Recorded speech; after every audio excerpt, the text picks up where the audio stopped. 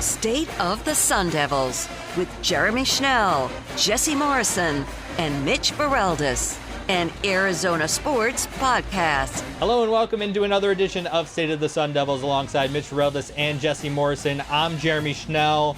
Well, it's a game week, guys. The ASU Sun Devils are 1-0 going 1-0, baby. Woo! Going into this week. That's really fired up. They're going into this game against Oklahoma State, Jesse, in which we don't really know who the quarterback of Oklahoma State is going to be for most of the game. We have an idea of who's going to start. They told us. Sorry to interrupt. Yeah. Do we have an idea of who's going to start? Well, I read this in article. reality. I read an article that said that they know who's going to start. Well, they know. I mean, it doesn't really matter who starts for them because they're going to play. They said the two freshman quarterbacks are going to play. They're going to play three quarterbacks. Right. So they said that Rangel is going to start, and then they're going to go from there. Yeah, Garrett Rangel.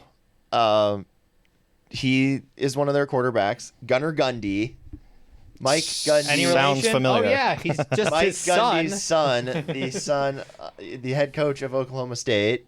And then you've got Alan Bowman as well in there, who was the least impressive of the three of those guys last week, at least numbers-wise, and on the tape that I watched of this game that they played against That's a fine, Jesse. Central Ark. You know, turn, I didn't turn realize your phone volume off. Come on. I didn't realize it was on. Unbelievable. I did not realize it was on. As we continue to let's tie a bow on what happened last week.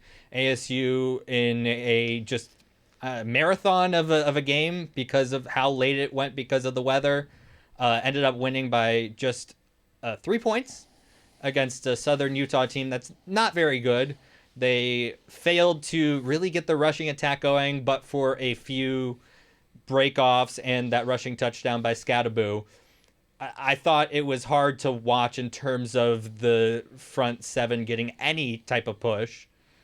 I mean, look, weird. It's really weird, Mitch, because you would think that a Division I FBS team would be able to get a push against the FCS opponent. I mean, look, what I saw on Thursday, last week was 2 halves of a football game and a extended halftime show. That's what I felt like I saw. Whereas in the first half of the game, we saw kind of what we expected to happen, which was ASU all over the place and throwing the ball down the field with some deep shots by Rashada. I'm still in awe of that touchdown pass to Xavier Guillory. Holy smoke, Guillory, excuse me. And then the second half happened, and I still have no idea what that football team was, particularly ASU, but also Southern Utah, who looked like an absolute juggernaut in the second half. I'll tell you what the second half looked like to me. The second half looked like Arizona State, and the first half looked like something we haven't seen in a while. You know, Arizona State, 9 penalties for 100 yards in the second half. That's great. Kind of what we've come to expect from ASU, you know, under the Herm Edwards tenure, kind of an undisciplined team, making a lot of bad penalties, I would say. And that's what we saw in the second half. First half looked like a whole new thing going on. You got the freshman quarterback with the big arm. Yeah, they didn't rush it great, but they rushed it okay. Defense looked solid. And yeah, then again in the second half they went it out and were the Sun Devils of old. So that's kind of what I took away from the game. What does the Sun Devils of old mean? The Sun Devils of old. I just explained it. Always committing penalties. They'll do a couple of cool plays, but then after a while you're just wondering, are we going to look like a complete football team for once? Making you know, a lesser opponent look better than they are. Kind of like Eastern Michigan or something like that. Eastern Michigan was a good team last year. I will say that. But ASU still should have beat them by 2 scores. So that is what I noticed from that game. I really just want to see, in this upcoming game, I want to see Jaden Rashada go back to that first half performance and not look like he did in the second half. Because as Kenny Dillingham's talked about after the game on Thursday, Monday press conference, it's kind of all about getting Jaden Rashada into a rhythm, and he took accountability and the coaching staff of not doing that in that second half. So hopefully they made that adjustment so they can get him back in that rhythm that he had in the first half. And it sounds like he's going to get another opportunity to do so, Jeremy. The reports from Pete Thamel a couple of days ago saying that Rashada will likely be the starter again on Saturday, and I'm here for it. Let's get the kid out there. Let him learn. Let him be the one that makes the mistakes or makes all the fanfare, per se. Yeah, I had a friend reach out to me about that Pete Thamel tweet that was kind of, sort of, I'm not going to say it's misleading, but it just said, kind of gave a timeline for when Drew Pine comes back. I don't think that Drew Pine's automatically the starting quarterback. It was a weird thing to tag on there, yeah. Yeah, I think that Jaden Rashada is the starting quarterback until he loses that job, and he has not done that yet. Although I have heard good things about what Drew Pine was doing before. I saw good things from Drew Pine. Yeah. So we have heard, and Jesse, you've seen good things from Drew Pine from what he did during camp. So, possibly Rashada struggles a little bit, or, God forbid he gets injured. They have a solid 2 backups in Trenton Bourget, and then hopefully if Pine does indeed come back against USC, or is ready to come back, he will be able to come in and do a job. In terms of what I would like to see going forward for this ASU team, and one of the takeaways that I saw from this game, I want to see Rashada be able to make those intermediate to short passes. He looked a little uncomfortable, a little off balanced in some of those intermediate to short passing plays. So if he can, tie that up a little bit, make sure that, he's not throwing it too hard in the intermediate game, get the ball into his receiver's hands.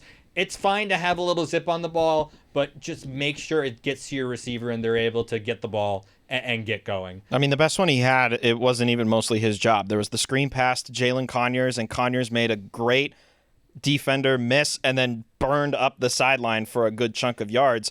That was probably the best one that he had on Thursday night. And by the way, speaking of Jalen Conyers, Kenny Dillingham said that he's good to go this week. He got injured. It might have been on that play, I believe actually. it was on that play. Yeah, so he got injured last game, missed the second half. Really, the only reason why he didn't play in the second half was because of the delay.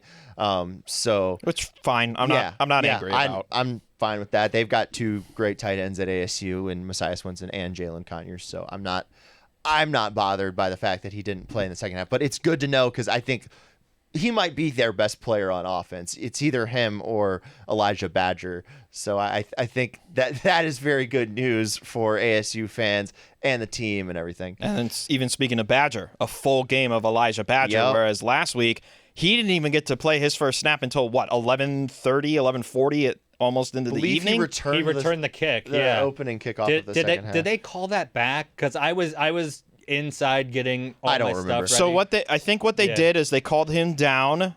Or no. No, he had the big kickoff return that was later. So he was not called down, and then they were called for the penalty. Right. I believe. Elijah Badger, this is one more tidbit that I have on this last game.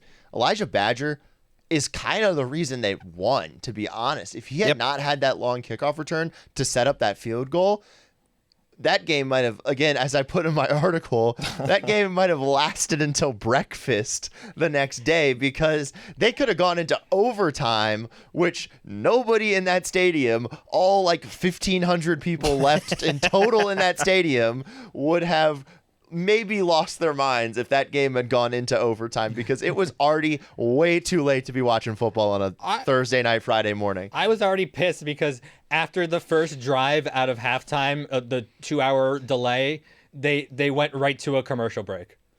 Everybody's least favorite person, and this is not his fault, but everybody's least favorite person was the guy with the orange sleeves and the timer going out. Here's my thing. I was so mad about that. My thing. And I was getting rained on the field. I was so mad. I let out a really, and then everyone looked at me, and I'm like, they went to commercial.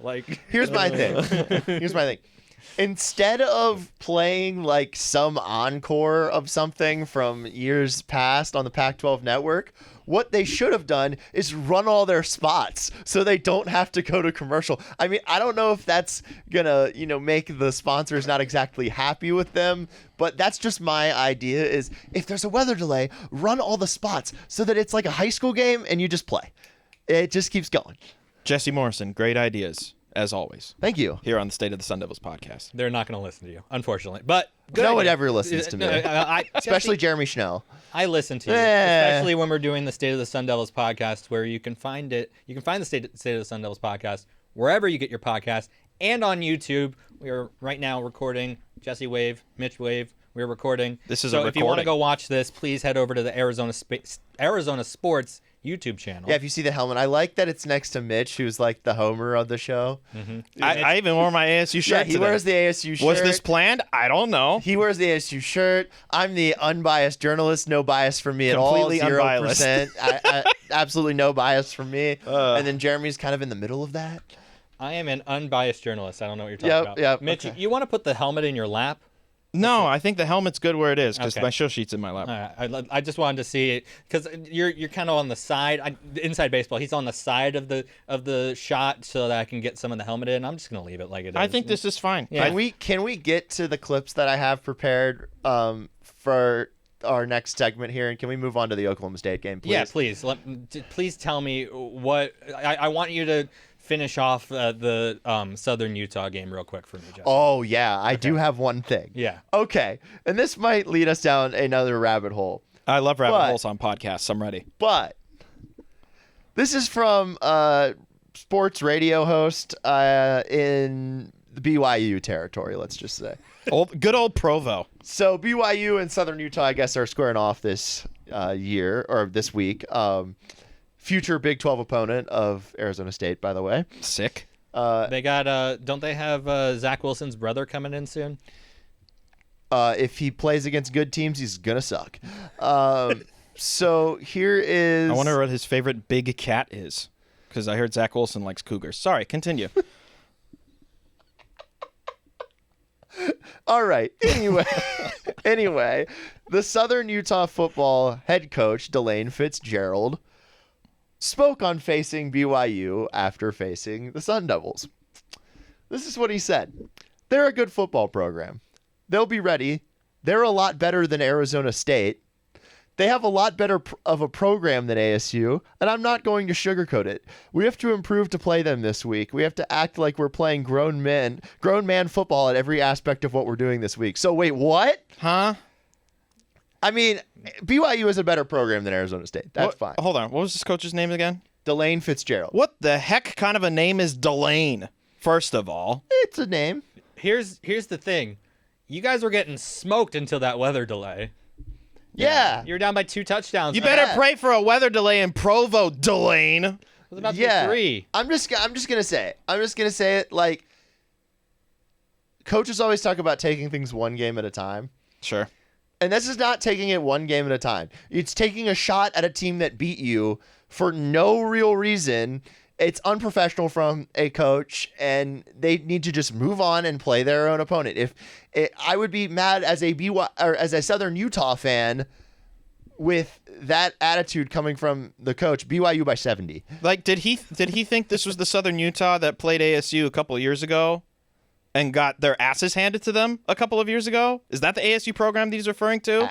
I don't know. It can't possibly be this one. I don't know. With everything that we've seen from Kenny Dillingham trying to make this, a better program than what Herm Edwards left it in. I don't know. Can we move on to better press conferences from coaches? Because I have sound. He's a man. He's 40. You have sound? Where's your sound, Jesse? It's on my phone, but we'll edit and okay. post. We can edit in post. We're also we're playing a 3-minute and 16-second bite, by the way, No, why? because we have to listen to the whole thing. It's just you're playing Oklahoma State. You have to listen to the whole thing. Mike Gundy is a man.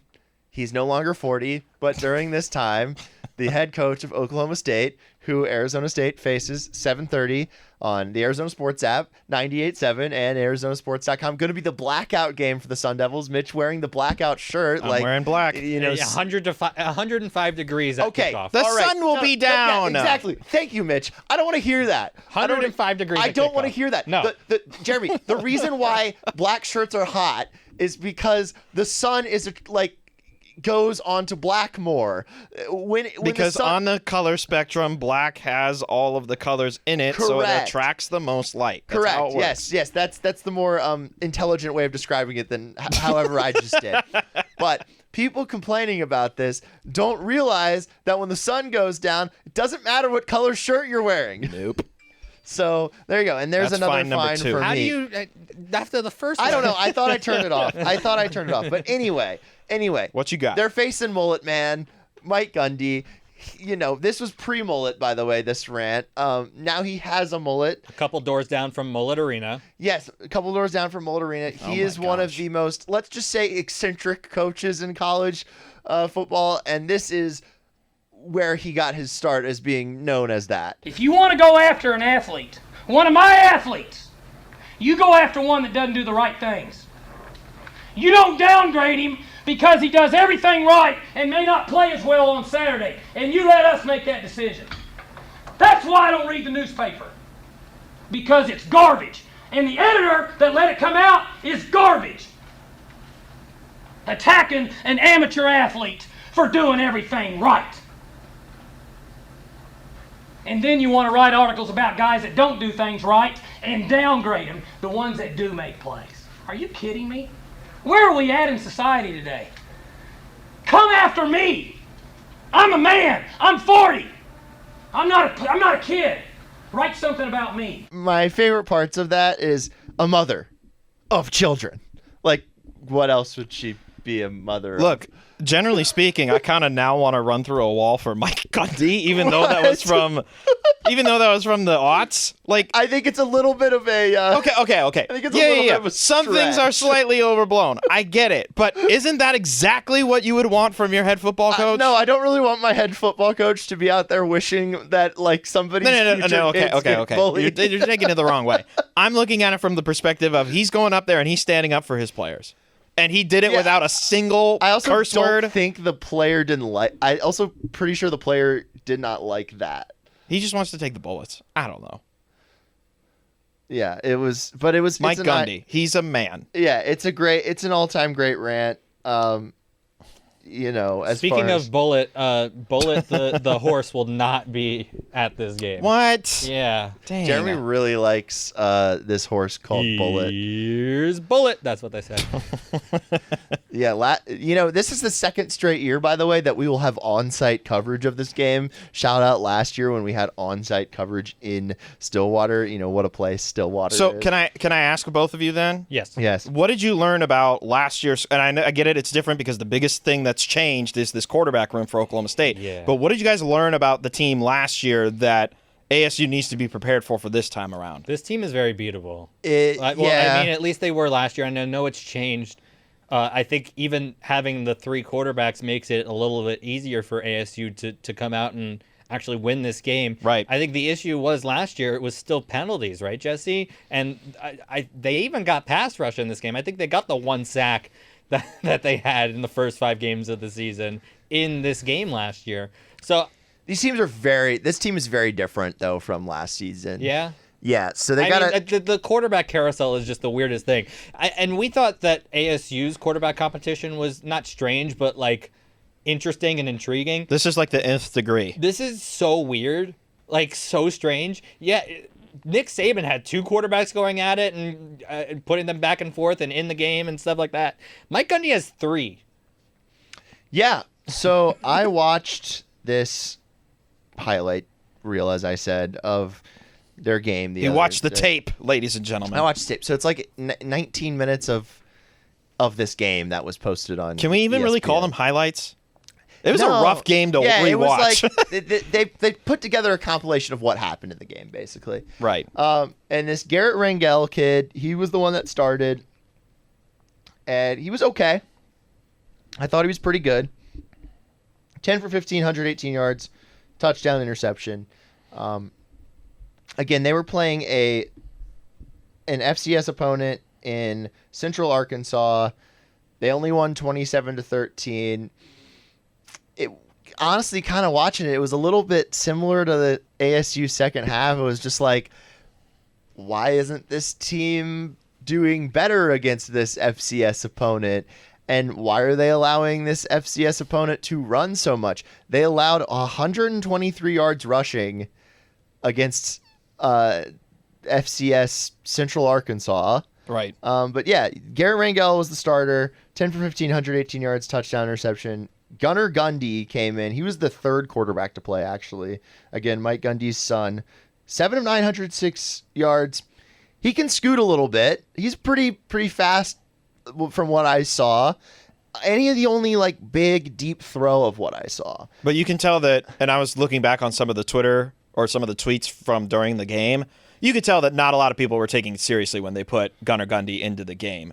Everybody was thinking, oh, this is a very close game and you're rolling out the coach's son? Like, seriously, is that what we're doing here? But I think that Gunnar did a pretty decent job at least shutting them up for that past week.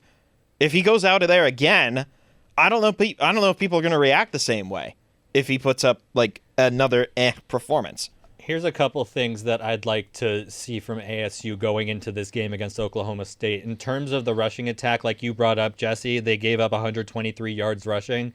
I want to see ASU's offensive line get that push this week and make sure that Scadaboo gets going. I know he got a touchdown last week, but I wasn't entirely impressed with his game, especially getting tackled behind the line of scrimmage. He was trying to make things happen, 100% not his fault, but I would love to see him get going, get that confidence going in terms of that. And then for Rashada, we talked about the intermediate and short passing.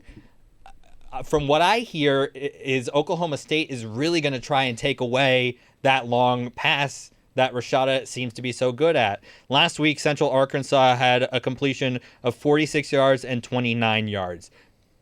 Like, I would like to see that for Rashada this week, but I don't know if that's going to happen. They're going to try and take away what he's best at. That's what all good coaches will do in this college football landscape, and Mike Gundy seems to be a pretty good coach. He's been around for a little while. So if they take away that for Rashada, he's got to try and get that running game going, got to try and get the short and intermediate passing going. And if he can set up a deep ball, then ASU has a chance. Here's my like biggest, I guess, key for this game for ASU. I think that Oklahoma State, from what I noticed, bad tackling team when there's playmakers out in space. But they can get after the quarterback. And I'm really scared about this this offensive line against this rushing attack this pass rushing attack of Oklahoma State's defense. I'm not scared about that. I'm scared about the 3-3-5, dude. They're just dropping everyone back. No. From what I saw, they can't tackle. But what about coverage? Tackle. What about coverage? That's what I'm scared about. The quarterback, the 5 defensive backs is the problem. The quarterback for Central Arkansas, he put up numbers. Yeah, he put up really good numbers in that game. 24-37, 268 yards, 2 touchdowns. FCS QB. That shows me that you can have success through the air. But I do not think Arizona State's offensive line is going to give Jaden Rashada any time this week. So you've got to establish the run. You've got to be a run-heavy team in this game in order to win. And if they can't do that, I think it's going to be an ugly game for Arizona State. Well, then that goes back to what Jeremy wants to see improved out of Rashada, is those short and intermediate throws. If you don't have a lot of time in the pocket and you're going against a defense that can very much establish a good pass rush, can you get the ball out of your hands in the 1, 2, and then it's gone? Can you get the ball out and accurate in 1, 2, and then it's gone, right? If you don't have a lot of time in the pocket, you need to have that awareness. And I remember there was a sack that Rashada took in week 1 where he just had no idea that the dude was coming. It wasn't from the blind side either. He just completely was not prepared for that guy coming off the right side. If his awareness is high, I think Rashada's going to have a fantastic game. But the awareness has to be better than last week. Here's what I'll ask you guys real quick before we move on. Put a percentage on it and why. What percentage chance do you think Trenton Bourget gets to play in this game? 0. Why? 5. 5 and 0. Why, guys? I think regardless, this is Rashada's game. And the only exception would be is if they're blowing out Oklahoma State, and I don't think that's going to happen. If you want Jaden Rashada to be your starting quarterback, make him your quarterback from first quarter to last quarter. So I think 0. Unfortunately, as I've said, this offensive line doesn't do a very good job of protecting. So I think with this defensive line, Colin Oliver, really good player, coming back for his 3rd season here at Oklahoma State, I think that there could be a situation where Jaden Rashada gets a little banged up, Trent Bourget has to come in at least for like a few plays before Rashada goes back out there. So that's where I see a potential for Trenton Bourget. But I think it's Rashada's game. I think Rashada's a stud. As I said, I think he's a really good quarterback. So unless he gets injured, I think he's going to be able to have some. I think he's going to be able to have some success. I just think they're going to be taking a lot of sacks. Let's hear the predictions for the game. Here's actually, I think Bourget has a 30% chance to play in this game. Why? 30? Yeah. 30, I mean, it's 70% chance In comparison to 0 and 5, 30 is a lot. Here's why. If Rashada does not get that short and intermediate game going and ASU's not moving the ball, Who better at it than Trenton Bourget. boom. So that is why I'm kind of leaning toward possible. It's possible. I don't think it's impossible like you think, Mitch. I think a lot of things are impossible, and this is one of them, unfortunately. Predictions. Jesse? 34-17 Oklahoma State. I think that Gundy will get the majority of the snaps for them at quarterback. I think I have a little bit of a conspiracy theory that he's their best quarterback from what I saw, but I think that there's a part probably of Mike Gundy that's not like, hey, I'm just going to start my kid that's a walk-on. Like, I think that he wants to show the fan base, the media, whatever, hey, this guy's the best and this is why we're playing him. And that's why I think maybe this is totally just speculation from my part, but that is kind of what I've hypothesized from watching that game. But yeah, I think he's the best quarterback. I think he comes in. I think he has a pretty good game.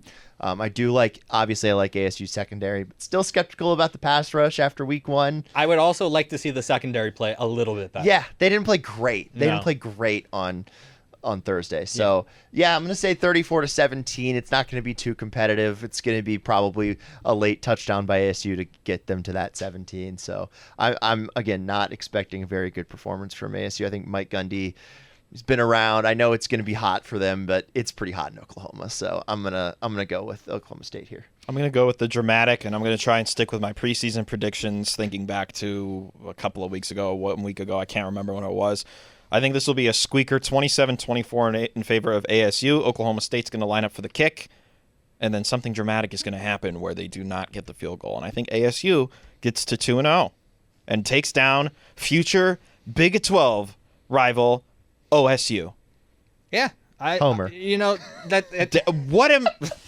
It's an interesting take, Mitch. I'm not hiding anything, Jesse.